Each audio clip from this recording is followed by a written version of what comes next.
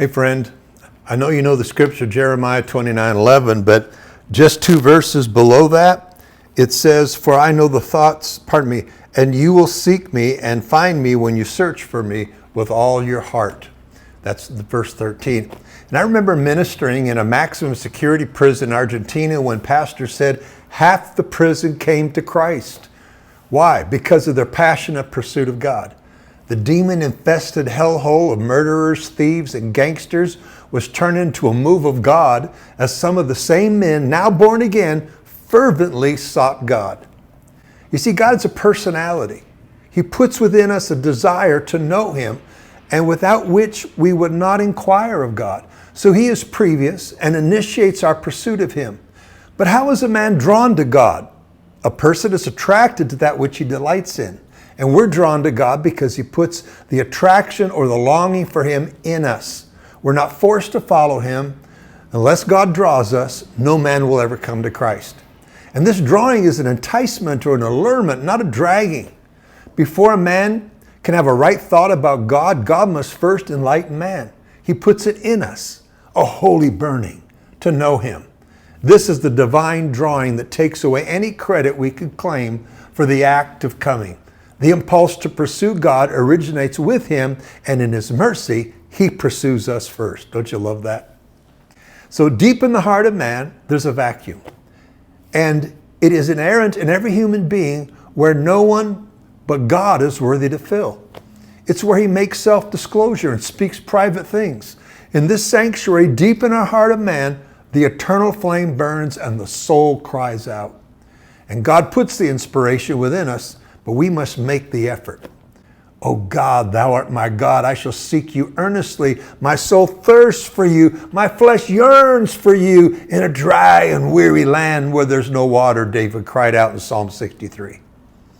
David cried out in another song, my soul follows hard after You, Psalm 63.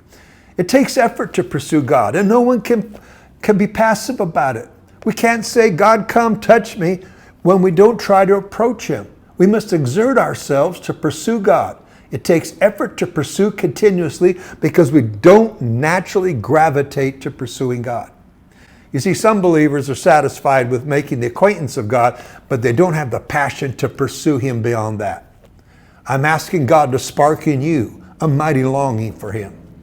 May you respond with relentless pursuing of Him. The presence of God is the center of the Christian faith. It's the church's purpose to know Christ among us and our destiny to live in His presence forever. The passionate longing for God has marked holy men and women in the past. They were set apart because of their quest to know Him more intimately. When we read the writing of these God seekers, we can feel the heat of their pursuing, their desire for the Holy One. They wrestled, they mourned, they interceded, they groaned, they sang, they cried out night and day in their search for Him. And sometimes He delays His unveiling. Do not get weary. Keep asking. Keep pursuing Him. The discovery of His presence is much sweeter after the long seeking. Moses cried out in Exodus 33:13, saying, show me Your glory. He had a relentless passion for the presence of God and was not satisfied with the revelation he had of God at the tent of meeting or on Mount Sinai. He wanted more. Are you desperate for more of God? David cried out to God in Psalms 27. He had a life of torrent spiritual desire. This marked him as separate from all the other prophets and leaders and musicians. This will mark you as well. His songs ring with a cry of a God seeker as well as the joyous shout of a God finder. This passion is what some scholars have called the holy burning, the mighty quest, the consuming fire, the secret longing. To others, it's the precious passion, the holy thirst, the great inquiry, or the sweet and holy madness. Does that describe what's in your heart? Is there an ache within you to pursue God more? As followers of Christ, we're the children of the burning hearts.